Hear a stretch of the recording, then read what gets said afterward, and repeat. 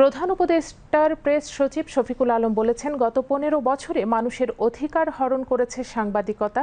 এজন্য দায়ীদের ক্ষমা চাইতে হবে, তাহলে জনগণের আস্থা ফিরে আসবে।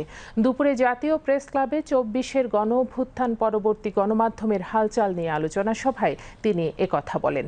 প্রেস সচিব বলেন, 266 সাংবাদিকের বিরুদ্ধে হত্যা মামলার জন্য অন্তর্বর্তী সরকার দায়ী নয়।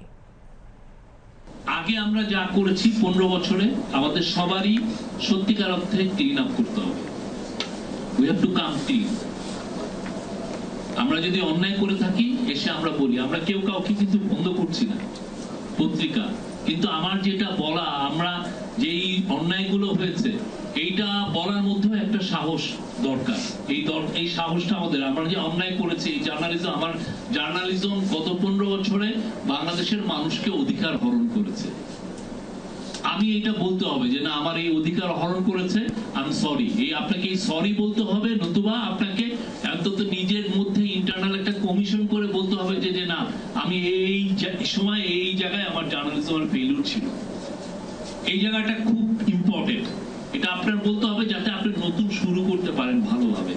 মানুষ যাতে আপনার উপর আবার ট্রাস্টটা ফিরে পায় যে না, উনি আগে যেটা করেছিলেন সেগুলোকে উনি he has come to terms with it, ওইটা উনি সরিয়ে রেখেছেন, এখন নতুন করে শুরু করছেন।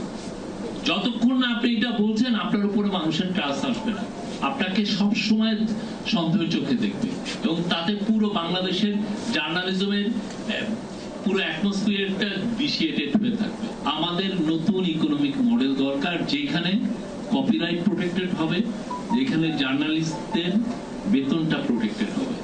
আমরা যে জার্নালিজম করছি সেটা সাস্টেইনেবল না, সেখানে 2-3টা লোক বেনিফিটেড হচ্ছে, ইউনিয়নের লিডারগুলো বেনিফিটেড হচ্ছেন, দালাল এডিটররা বেনিফিটেড হচ্ছেন, বা যারা দালালির রেসে 2-1 জন এগিয়ে থাকতে পারছেন